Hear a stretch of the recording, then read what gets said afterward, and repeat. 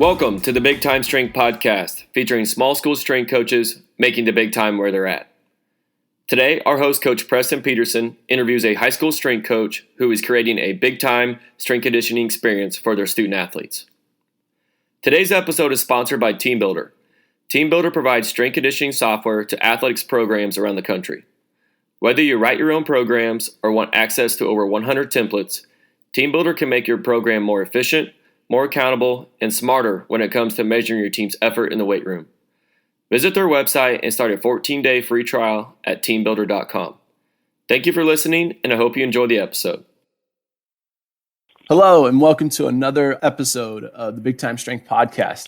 Today is an exciting day for me because we're going to be talking to a coach that has so much experience both in athletic training and strength and conditioning. And he'll talk about how he's kind of transitioned, molded his position, and just got so many people and schools on board with what he's doing. So Coach Joe Chiaramonte is on, and he is going to kind of give you the rundown of his background. And what I really want you guys to hear here, and this is kind of how he's making the big time where he's at, from the very beginning, is that he is doing a lot of work, but it's all for these athletes. And it's really cool. He was sharing before the show kind of how he fits his position in with athletic training, strength and conditioning, and being a head director at a high school and at a hospital. Coach, here we go. Take it away. Hey, all right, Coach. It's an honor to be asked to come on. I've seen some big names, and I really enjoy your podcast. I've gone over a couple of more recent ones. So I appreciate what you guys are doing for the field. I truly appreciate the amount of time that coaches are willing to share with me, and I love just having people on. Coach, can you give us your background, what it looks like for you, maybe day in, day out, and maybe a little bit of your history of getting to where you're at now? Yeah, so that's no short story. It goes back about 21 years now. I'm a graduate of Grand Valley State University, kind of, I think you're arch rival there at Northwest Missouri. We talked about that at Nationals, at the NHSSCA Nationals. I don't know who's got more national championships now. Is it Grand Valley or is it Northwest? Northwest Missouri State. No disrespect, but yeah, definitely. It was good to chat with you a little bit about that. But yeah, that was in 97, 98, and I was certified as an athletic trainer and took a job at a local high school here in Grand Rapids, Michigan, a city school, and did that for about 8 years, and got an opportunity to do some outside sales with some durable medical equipment, and working with some physicians, and took that on kind of as a sales associate. And after a couple of years, bottom man of the totem pole, and an incident with a current high school that I'm at brought me here. One of my best friends ended up being the principal and athletic director here. Called me up and said they needed me to come back. So I came back in 2008 was my first year here at Byron Center High School, which is just outside Grand Rapids, Michigan. From there, we went about, doing our normal, athletic training after school coverage, based out of a private, privately owned physical therapy company called the Center for Physical Rehabilitation. It's out of Grand Rapids. We have, at the time we had 4 outpatient clinics. Now we have 7 outpatient clinics. 6 high schools that we outreach to, a couple small colleges around the Grand Rapids area that we outreach to, and we had a sports medicine model, and tied into a couple team positions into that as well. So I had that kind of background. As far as strength and conditioning goes, we started off kind of running kind of like a sports metrics program. Dr. Noyes down in Cincinnati Sports Medicine's got kind of an injury ACL prevention protocol that you go down and you become certified in. So we ran that with all of our high schools, sent some athletic trainers down there to get certified. Great program. And the first summer we had, we advertised it and we had, 20, 30 kids each school. The next summer we had, maybe 50 or 100 kids that rotated through their summer programming. I wasn't really too much involved with the actual strength and conditioning at that time. But it was a good niche because we had a lot of female athletes and some boys soccer participants, and football kind of ran its own, which was good for them.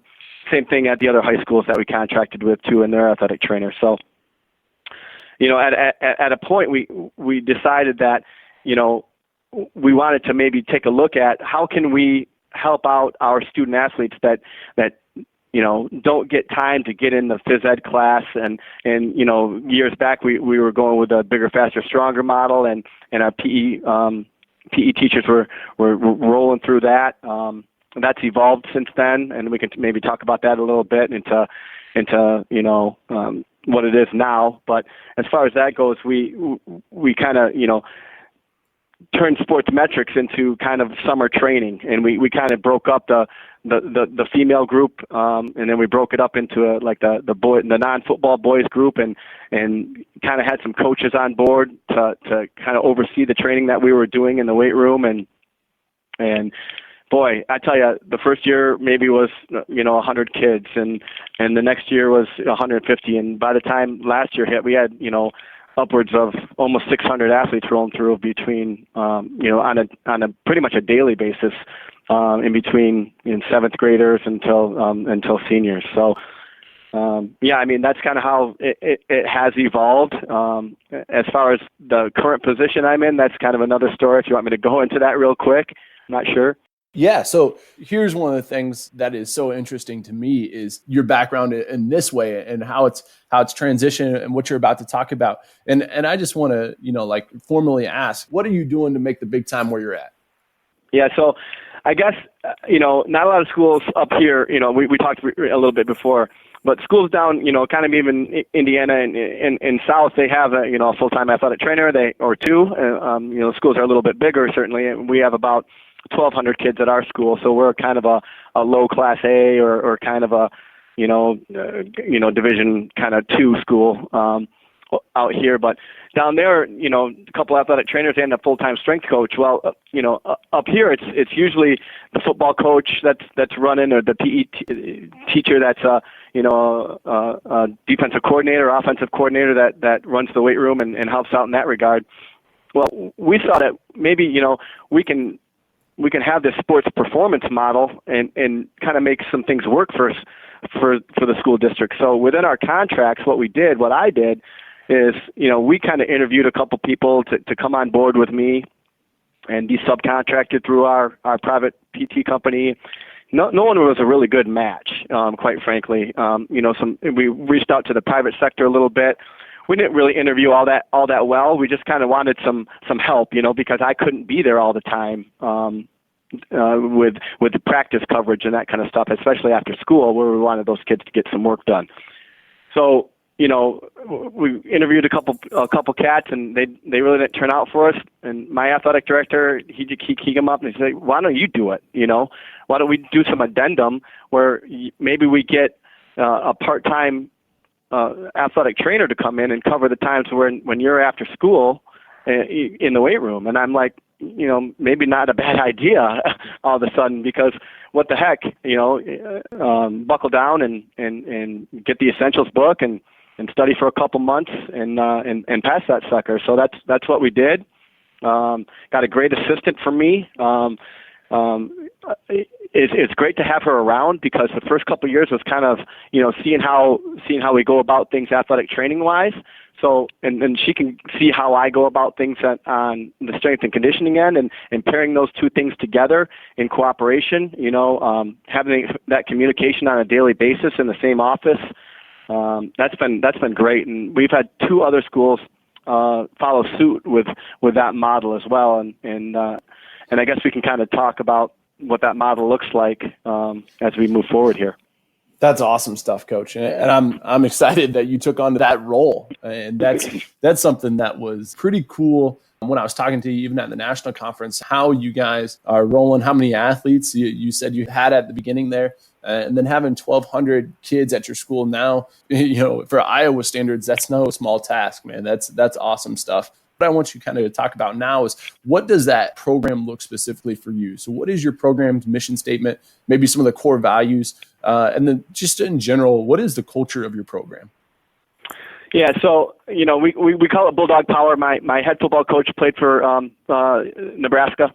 Great guy. His name is Mark Sisko. And Husker Power was kind of developed through there too. So we call it Bulldog Power, and it was designed and kind of developed in conjunction with the Center for Physical Rehab, which is our outreach company, and their training and strength and conditioning services. And then we want to provide our kids with year-long in and off season training. That's the most important thing. And then develop and maintain physical fitness. And enhance their playing performance on the field. Everyone wants to, a trademark is reducing injuries. Well, I'm in the athletic training world, and I track that stuff. Guess what the school board sees when I bring it to them at the end of the year.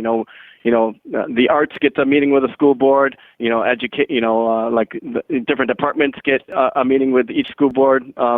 And every month, and at the end of the year, athletics gets a meeting, and I present every year, what we're seeing with participation, what we're seeing with our gains, what we're seeing with concussion reduction, what we're seeing with non-contact season-ending injuries, what our surgical reports look like, and I base that off of our participation with Bulldog Power. So that's been really great. I think another big thing as far as culture goes is we're big proponents of multi-sport participation for all of our student athletes, while giving them that injury prevention piece. We started off with that sports metrics piece, which was ACL prevention, kind of that program, and we kind of morphed that into what can we do instead of quote going in and hitting the heavy weights, which we still get after it, but the way that I look at some things are maybe a little bit different than some other schools that have just the football team that comes in there and hits the weight. So I guess that's a little bit unique. What we do is we try to incorporate each and all every one of our athletic programs. We have football, we have lacrosse, we have baseball, softball. We have bowlers in there, we have cross country kids in there. Everyone's invited to come in and join us. And we want that to build teamwork. We want that to be part of the school culture. We want it to build character. We want sportsmanship involved. We want mental toughness involved. All of that, is kind of what we do when we're trying to impact kids. And the weight room's a great place to do that, as you well know. So, and I just try to, I'm not a huge X's and O's guy. I'm learning. This is my 5th or 6th year now certified. So, by far I'm not the best X's and O guys as far as that goes. We do a pretty good job, but I feel like I'm a pretty good coach when it comes to that, because I've seen athletes, most of the time being injured and come off of injury and returning to play. And how rewarding is that, man? I mean, being able to work with those student athletes and building that trust with their coaches and the families and that kind of thing, to not only work with those kids that come back from injury, but taking the healthy kids and making them even better, and that's kind of where my switch came from, as far as moving over from predominantly athletic training into more of a strength and conditioning role. So you've talked about the amount of kids are participating and the numbers of injuries going down, and just like being able to present to your school board and say, hey, just because they're participating in our programs, their injury rates are going down, and we are going to have more success over the long haul if we keep more people healthy.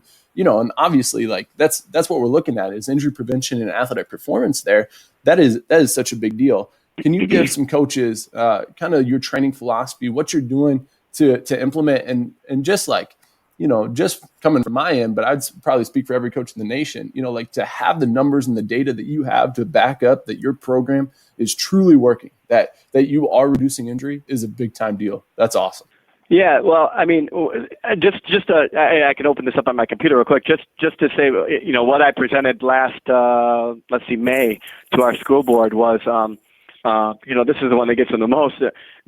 My senior class, the 2018 senior class, won 51 championships in their 4 years. And so that was the most decorated class in school history. So from freshmen until seniors, that's 51 championships. That's, we go by conference. and districts and regionals and state. So, those 4 categories, and that's a lot. And then I can talk about, our gains. And I went back and referenced the 2018 kids again. So just on, like girls, I can say, on average, our girls gained 22% on their bench, 38% on their squat, 36% on their clean. And then the boys, 47% on their bench, 67% on their squat, 53% on their clean. And that's just straight numbers. I mean, we test them out when they're ready to be tested as freshmen. And as far as participation goes, I can go back to, 2011 and 12 as far as the class and Bulldog Power together. We had 161 kids. And then flash to 2018-19, the last time I took census, it was 710. So that's from 7th grade all the way through, and that includes the PE classes as well. Season-ending injuries. So what we do is, I have a list of all the athletes that I send to the physicians, and I have what injuries they are, and I note if it's a surgical case or not. I also take into account if the kids are. I only quote count the kids that have made more than 70% of our workouts, or if they're in the class. So that's a good reference point to say, hey, if your kid, I'm not going to count the kid against, quote, me, if it was a contact injury that couldn't be avoided. And number 2, I'm not going to count the kid if they showed up to Bulldog Power, 4 times and they had a season-ending non-contact injury. That doesn't count against the program, if that makes sense. Mm-hmm. Yeah. And then as far, so I can say, let's see, 2016-17 we had 7. Year after we had 4. Year after we had 4. This year we've had 2 so far. So I mean, they're decreasing, and the surgical cases and the injuries, those are we could show some decreasing there as well. Concussions is also another big one. Let's see, I could go back into 15, 16, 14. In 16-17 we had 11. Last year we had 9. This year I think we've only had 4 so far, and that can be subjective too. And it can be, if your kid's away at a soccer match and their athletic trainer may give a different kind of test, or he may evaluate your kid in a different kind of way, or the kid could be hurting in practice that you're not at, and goes to the doctor, and the doctor can say, will say, well, you have a concussion. So it's the evaluative portion of that can be a little bit subjective too, but overall we can say, we got some durable kids because they're working hard in the weight room, building that body armor, working on their neck strength and that kind of stuff too. So those are kind of the things that I bring to the school board. And as long as those trends keep trending the way they are, then I feel pretty secure that I'm going to stick around, so. Yeah, no doubt. That's great. That is great stuff, Coach. So what are you, go on. Sorry. Yeah, I was also going to say, I think one thing we really, something that's also unique to us is that our sports performance model of how we utilize our physical therapists and athletic trainers and strength and conditioning coaches in the same venue is pretty unique. We've had, I can't say we've had 300 other schools come visit us like Coach Vanderbush, but we've had 15, 20 local schools come and see what we do, which honestly it's not really magic. We just get kids on board, and I can talk a little bit about that later. But our PTs come in once a week for an hour, and they kind of get after the stuff that we might be a little perplexed at, or we're having some issues with, or maybe the kids can't make it to the PT office for insurance reasons or whatnot. They can do a quick spinal evaluation and let us know how to progress, or they can give a second opinion on an ankle that's not really getting better. And that's kind of all free of charge to our kids, and that builds a relationship and a trust with not only the athletic trainers, but with the physical therapists as well. So we like to keep things in-house because the communication is so good there. And then also, we have a great communication with a lot of different sports medicine physicians in the area and orthopedic physicians, and we can bounce a lot of ideas off of them too. So that network of sports performance, we kind of hold on to that, and we're doing a pretty good job, in my opinion. And that's been ongoing for 4 or 5 years now. So I think that's a huge value, and I think that's something that our administrators see. And quite frankly, I think once we sign that addendum to get that part-time athletic trainer, she's now basically full-time with us, and that all came about when the boosters kind of supported it, that first couple of years, but then the administration said this is something that we need. I kind of liken it to let's say 20 years ago, right? Not every high school had an athletic trainer, especially in this area, and now it's like they saw the need for that. The NATA did a great job of promoting us and what we do. And then nowadays it's the strength coaches that are finding a place that they're finding that, they have some great PE teachers and some coaches that are running their weight room, but getting that certified individual in there, they're kind of like the new athletic training, that it was, 20 years ago. Everyone's kind of finding out that they need a strength coach. And I think that's great. That's a great direction we're going. And that's why I went in the direction that I did as well, What an awesome opportunity for up and coming strength coaches, though, to be able to be at the high school level. And you talked about, the athletic training organization being that voice. And now we have a very solid voice with the National High School Strength Coaches Association. Like, that's big time, just being able to connect and network in that way, to be able to go to your school district and say, these are some of the things that other high schools are doing. This is how we're getting it done. This is something that would be possible for us. So I'm sure there's people out there going to listen to this and thinking, the model that you guys have is pretty crazy awesome as far as being able to have everything in-house, like what you talk about. But it's not out of the realm for people that have good hospitals and athletic training facilities and PT areas around that are a part of the same affiliation. Like, I think that is a really cool opportunity for people. Can you tell me maybe the toughest hurdle that you have within your system, right? So it sounds like you have to organize a decent amount of people in between, the physical educators, the PTs, athletic trainers, strength coaches, just like there's a lot of stuff going on. Maybe one of your toughest hurdles in that way, and then how you've overcome that challenge. Yeah, I think, I guess one of the bigger hurdles is being an athletic trainer and now a strength coach and trying to rehab kids and trying to get those kids back to play, and getting notes, for excuses out of PE that say they can't, they have a sprained ankle, but they can't do anything lower extremity, or they can't do anything lower body that day.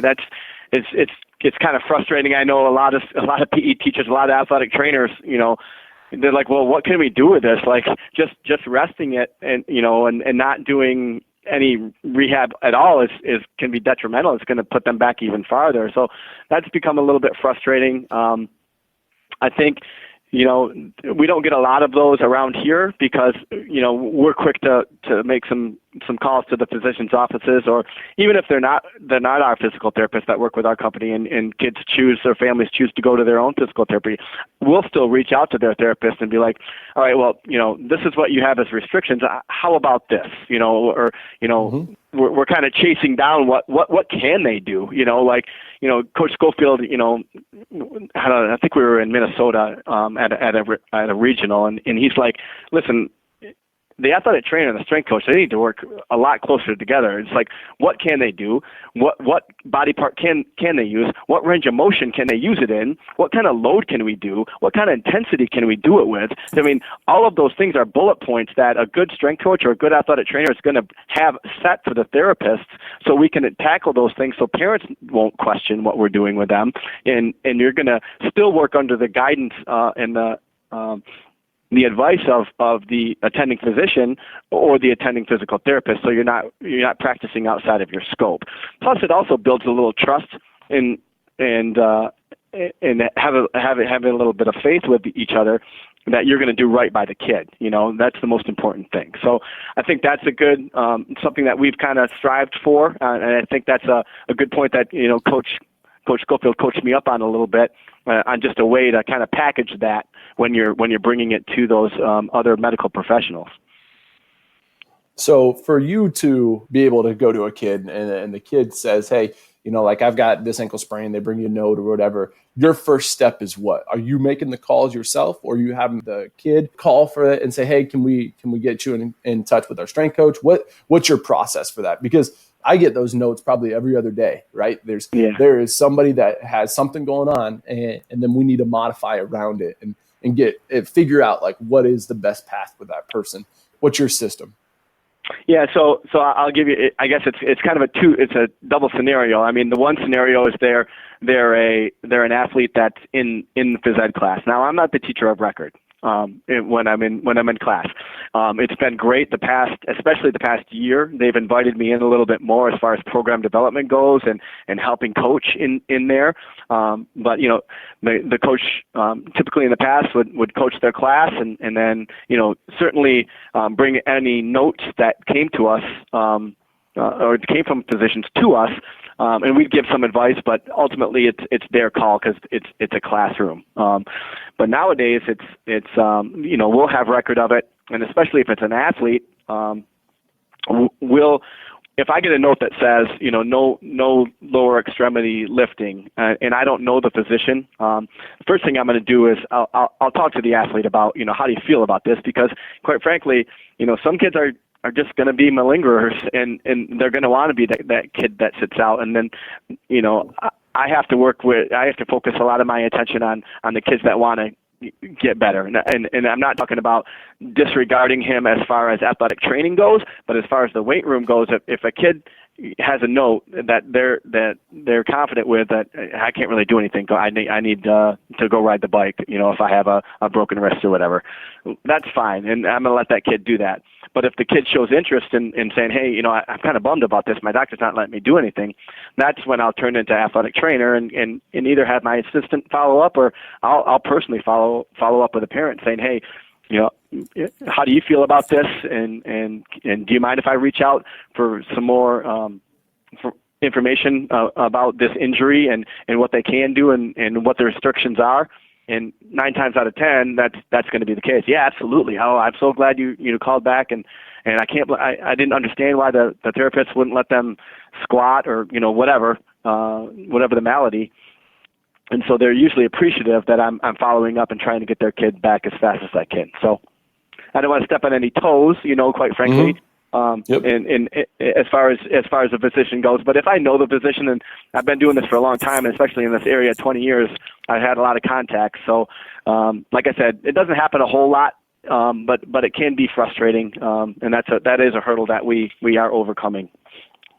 No doubt. It sounds like that was probably the best way to roll. That's kind of what we do is basically I talk to the student athlete instead of me reaching out to the parent, which I think would be a better step. It's what you're doing. I just have the student reach out to their parent and say, okay, this is what we've got going on. Is this something that you're okay with? We need to contact the physician, and then they'll bring in a new note. Especially if I've got an athlete that's like, hey, this is something I want to train around, whatever, say it's a broken wrist, we can do a safety bar squat pretty easily with that. Is if that's the way that we want to roll with it, we still get the permission, but I like having the direct conversations with parents. That's probably the next step that I need to make, just so the communication's there. And like you said, not stepping on anybody's toes, and people feel good about, reaching and advocating for their student athlete, which is great.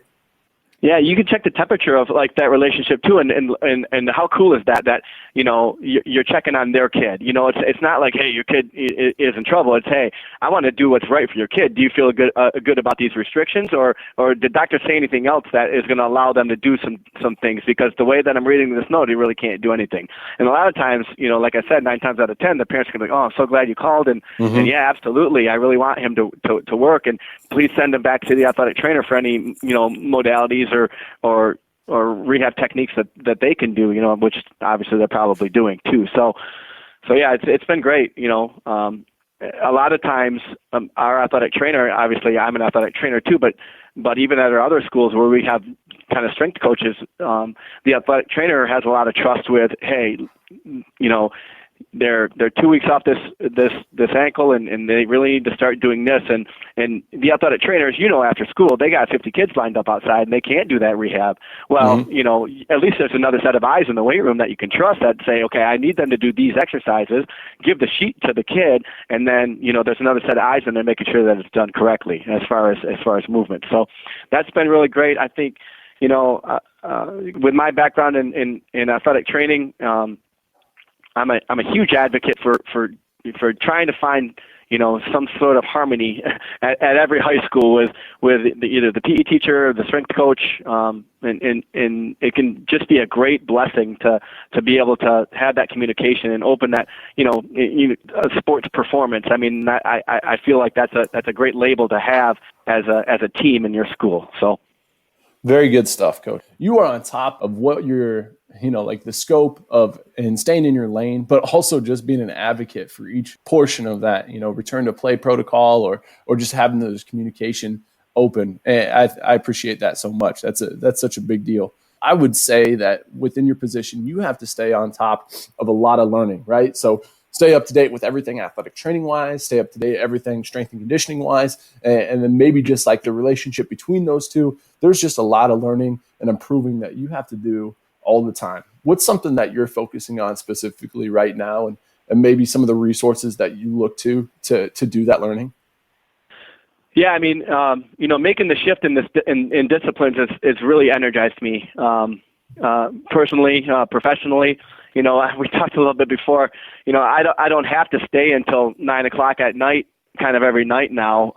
Watching freshman baseball doubleheaders in the spring, or watching, not that I don't enjoy watching some cheerleading, but 9 hours of that, where I could be in the weight room and come in a little bit early and do a 0 hour and be out of here by 5:00 and see my wife and kids. That's been awesome. Any athletic trainer that's been in it for 20 some years, they value that time at home. That, don't get me wrong, I love being on the sidelines on a Friday night, and I don't plan on giving that up anytime soon. But I really, the shift of me, quote, as a head athletic trainer, maybe I still have that title, but really Ann, my assistant Ann, she does a tremendous job of taking over in what we do. So that's been great. I think, we talked a little bit about this as well, but getting my CSCS has made me a better athletic trainer, and vice versa. The way that I look at movement, how I screen my athletes, how I screen large groups. I mean, that's just coaching at its best right there, and taking a look at some different things with dynamic movement, dynamic warm up movement screen, and Coach Bewley stuff, and implementing that, and a little bit of stuff from Coach Schofield, and just a good coach's eye and a good athletic training sports medicine eye on, what we've done with FMS. I'm certified in SFMA. Do I break out every kid into the 19 different breakouts for SFMA? No, rarely I do that, but I have an eye to see some of the basic, the 7 movements of the functional movement screen, and how to break kids down with movement. And, the coaches they kind of are around me, and they kind of soak that up a little bit too. Not that they're trying to be athletic trainers, but they see what I'm looking at. And when I can show a coach something, a movement that doesn't look right, and explain maybe what I see with them, and they can kind of help me coach that kid up and see the kid get better, that's something that builds a lot of trust too. So that's been really great. I think as far as professional development goes, in the past it was kind of it was all about athletic training, and you go to all these National Athletic Trainers Association conferences, and you can only sit through so many of those. As far as like concussion talks, I mean, you go through 4 or 5 or 6 of them a day. Not that you don't want to belittle what the new research is, but being a strength coach and going to those conferences are just so amazing. Maybe because it's different.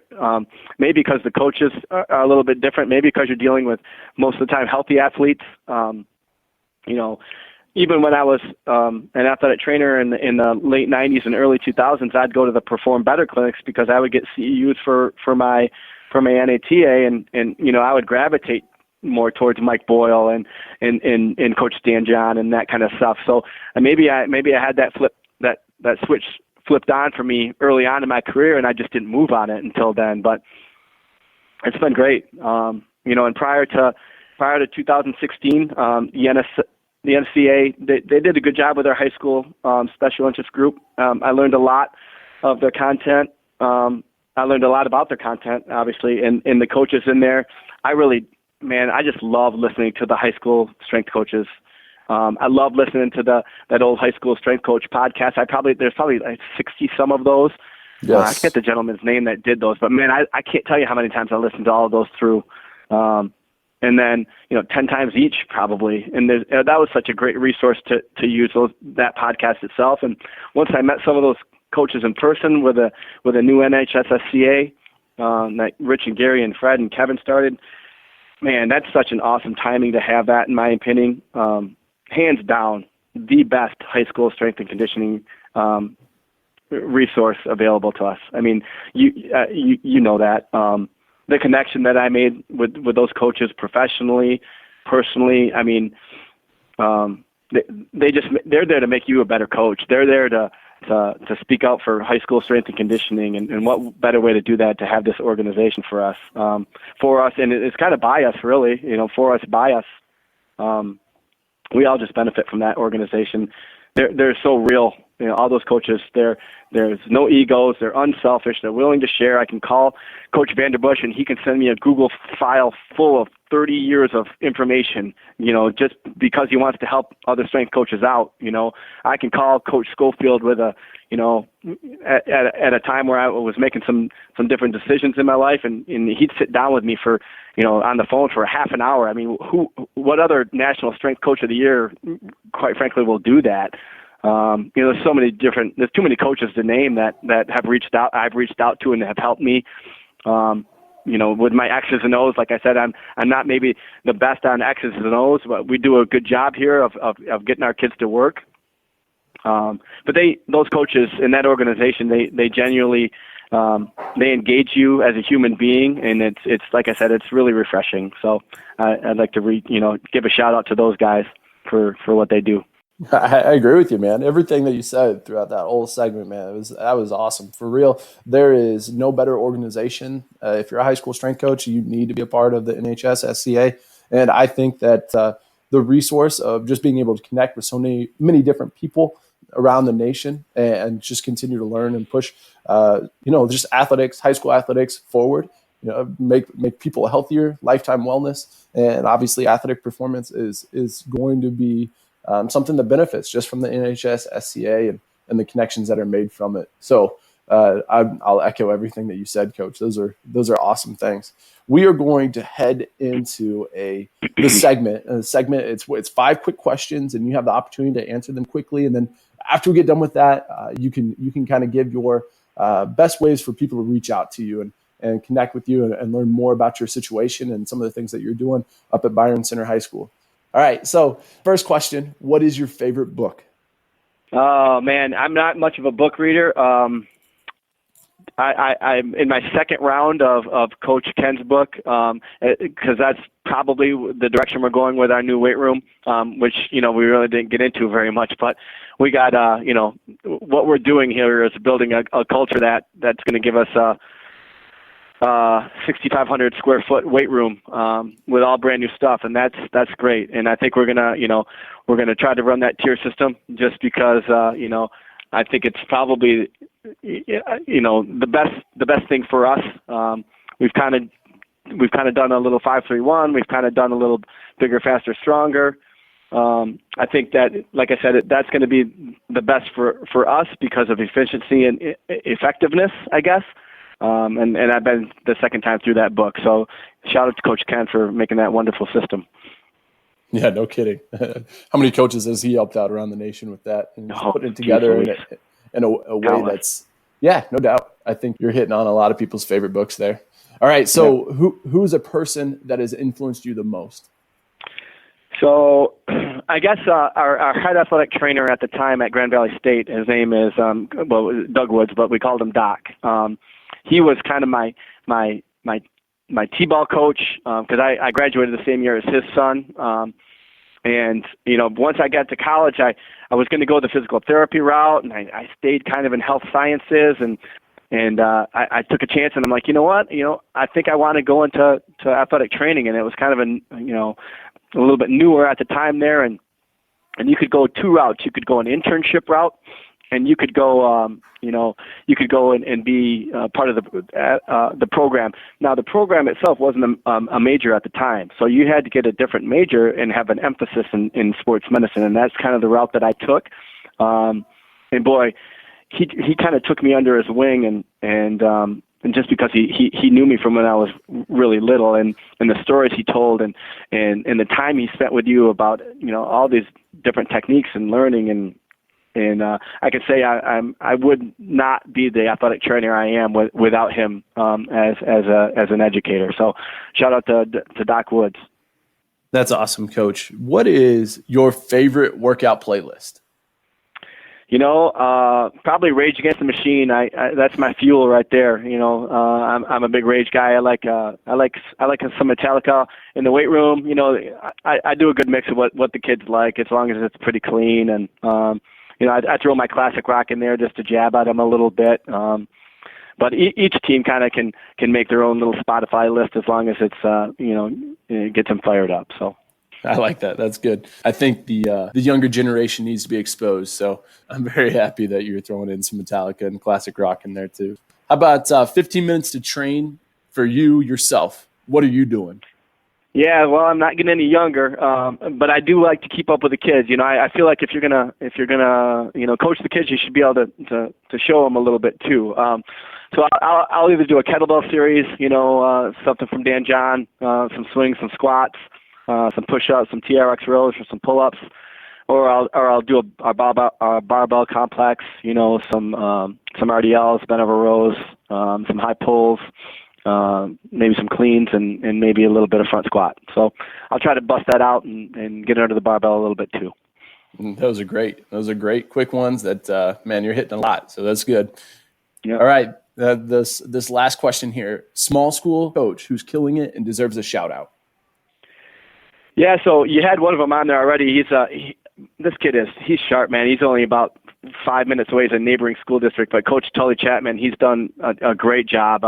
I lean on him a lot for my programming and design as far as the tier system goes. And like I said, you got to reach out and get on the podcast again and check him out on the Big Time Strength podcast. But Coach Doug Lee, he's up in Traverse City, Michigan. He's outstanding. He's every time he comes down here, with his kids for AAU or soccer tournament or whatever, I try to meet up with him for an hour at least, just to pick his brain on the stuff that he does up there. And he's also our Northern Michigan NHSSCA director, and then our Southern NHSSCA Michigan director is Todd Johnston. He's at Kenowa Hills, and we've hung out a couple different times. He's come up here, and I've gone to his school, and he's just been a great educator for so long. I can pick his brain on a bunch of different things as well, and he's a great advocate for not only new strength coaches, but for the old guys as well. And he's still doing a great job there at Kenowa Hills High School. I'll have to reach out to those guys. And you're right, totally. He's a dude, man. I just had a coach come up to me last week and say, hey, man, that was my favorite podcast episode so far. And I have to echo, that was a really, really good one. Yeah, shout out to him. He does it. He's just, he's kind of a CrossFit Olympic lifter competitor. And boy, when I get stuck on a couple things, I'll just go and have him coach me up or watch him, or just take, I got notes and notes and notes from the stuff that he does too. So, like I said, that organization of all those coaches, there's so many different ones to name, but as far as that goes, I think, you can just become a member and be online and check out all the resources that they have available to us, far beyond what they do even on their Facebook page. I mean, you post a question on there and look at the responses that you get by multiple different coaches willing to share what they do, and like I said, without much ego, and so that's been great. That's awesome stuff, Coach. If a listener wanted to reach out to you, what would be the best way to get in contact? Sure. So yeah, I got a big long Italian last name, but my school email is J Chiaramonte at bcpsk12.net. That's JCHIARAMONTE at bcpsk12.net. And my Facebook is my name, Joe.Chiaramonte. My Twitter is at Joe ATCCSCS. And then my Instagram, I believe, is DJATC10. So I'm usually on, highlighting my kids what they do. That's a big thing that we like to do here is get them on social media. Parents love to see their kids work, man, and what better way to do that is to do some 10, 15-minute clips. I know, Coach Hoover does that a great job down there in Carolina. Awesome. Is there anything else out there that you want the listeners to know? Anything else that just really stands out to you?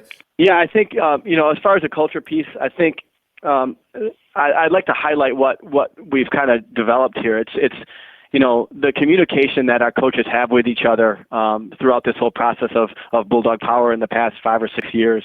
You could say that our girls coaches, they share a lot of athletes, and the volleyball coach and the basketball coach and the girls soccer coach and the softball coach, they all share kids, and they all trust in what we do, and they rely on those kids to be working hard in the other coach's season. So when they get them, they're fresh, and I think that's something that's pretty unique here. They'll show up to each other's games and they'll cheer for each other, and that's big for our school community and our school culture. I mean, our girls soccer coach last year had head coach, our head football coach Cisco, come and speak to her team in the preseason about champions, about how to be a champion and what character looks like. And I think that's great, man. I mean, what other school do you have that kind of communication? And what other school gets 10 sport coaches on a daily basis in the summer to come and help run 400 kids, 500 kids through a day that don't get paid? There's 2 of us strength coaches and athletic trainers that get paid to kind of rotate around and program, but the other coaches come in and football's got their group obviously, but our culture is that our athletic director set in the past is, you got to make 2 workouts with your kids, someone in your program. So baseball, they got a JV coach there once a week, and the varsity coach will come once a week. Heck, the new varsity coach now comes into our off-season training, and there's another set of eyes. And that just shows, if it's important to the coach to be there, and the kids see that, then the kids are going to start showing up too, because they don't want to miss any lifts that the coach has been at. As far as when cuts come, that might be the difference maker. So I think that's one great thing about being in this community, and like I said, the trust that we've kind of helped develop, and the support of our administration and our athletic director. And the coaches having a little bit of trust in me, just kind of getting the things off the ground a little bit. I think that's just been priceless, man, and I'm so proud to be a part of it. That's all awesome stuff, Coach, and I am so honored to hear all the stuff that you got going on, and this is going to spark some more conversations. And I've got my page full of things that I need to be reaching out to people within the community and athletic trainers, and just like the way that you've got the culture rolling at your high school is pretty awesome. I thank you for coming on the show and sharing with us, and good luck with the rest of second semester, and as much as you can, man, stay warm. It's crazy cold out right now, isn't it? Yeah, I think this is the first time in history that we've been closed every day this week. So it's the first time in the school district's history. I think maybe back in like '78 we had a really bad storm here near Grand Rapids, Michigan. But the superintendent, we've been off. So I've been kind of at home taking care of the boys a little bit, because they usually go to kindergarten or early childhood center. But that's been good. It's given me a little bit of time with those guys and bring them up to school a little bit and let them play around. But yeah, it's been cold, man, and you guys too. Oh boy, I hope this polar vortex clears pretty quick. Oh my goodness, man! I right now we just got another, I'd say 3 or 4 inches this afternoon, and I'm thinking, man, this is crazy. Just the amount of delays and cancellations, and our sports schedule for girls, boys, basketball and wrestling it's all screwed up now. And it sucks for our student athletes right now. No doubt. Yeah. They got to miss practice. They can't come to school. And then they got, a half hour, 2-hour practice, and they got to play 2 games in a row. And oh goodness, man. It's crazy. Hey, Coach, keep doing what you're doing, man. I really appreciate what you do. I love this podcast. There's a bunch of podcasts that I follow, and yours is one of the top of them. So I really appreciate what you're doing, and good luck with that new baby. Hey, I appreciate it, man. He's growing, and I tell you, I took advantage of this week of no school. I got to hang out with him and Emily as much as I could. So it was a good deal. Good, man.